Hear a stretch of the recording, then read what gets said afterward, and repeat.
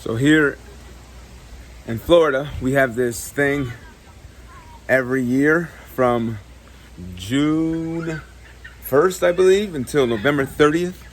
And it's called hurricane season. And this year we have a hurricane passing through called Hurricane Ian, which is my older brother's name. And so now we're just here waiting for this hurricane to arrive. Now, as a Floridian, we are pretty used to this. Every couple of years, we'll have a hurricane pass through Central Florida, where I live. And sometimes we'll have hurricanes out past more towards South Florida, like Hurricane Andrew. Hey! Sometimes we'll have them pass through Central Florida. Sometimes they'll pass through the Panhandle. But every few years, it would pass through Central Florida. Except for one year, in 2004, we had 3 hurricanes back to back to back that passed through Central Florida. As a matter of fact, these hurricanes took the name of my 2 grandmothers. We had one called Frances, which is my grandmother's name, my paternal grandmother's name. And then we had one named Jean, which was my maternal grandmother's name. And then we also had one called Charlie, in which Charles is my great grandfather's name. So I think my great grandfather's name. So we tend to have our share of hurricanes here that take on family names. Now, my daughter decided that she wants to throw a hurricane party. And I didn't think she was serious. She's like, yeah, I want to throw a hurricane party. So if you see behind me, she set up some tables, got some bowls, got some chips, and everything like that. And then if you look out here, you can see the kids all jumping on the trampoline in the rain.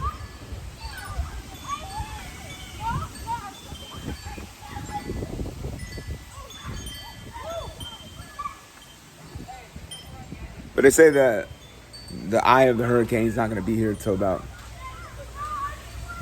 today's Wednesday. It's not going to be here till I think Thursday at like 8 p.m. Right now it's early afternoon on Wednesday, but you still get the effects of the wind, and we still get the rain, but it starts to intensify the closer we get to the eye. And then once we get into the middle of the eye, it's usually really calm and really cool. And depending upon how big the eye is, then you get to the other side of the eye. This is if the eye actually passes through where you are. Then you get the edge of the eye, which is the strongest part of the hurricane. Say hello, guys. Hi. Oh, hello. Yeah, so I'm hosting a hurricane party, guys. Ooh. Yeah. You know Oh my gosh. Be careful. Oh, so wet. Yeah, so all over again. so now what we have to do is before the hurricane gets closer, we have to start moving stuff out of the yard.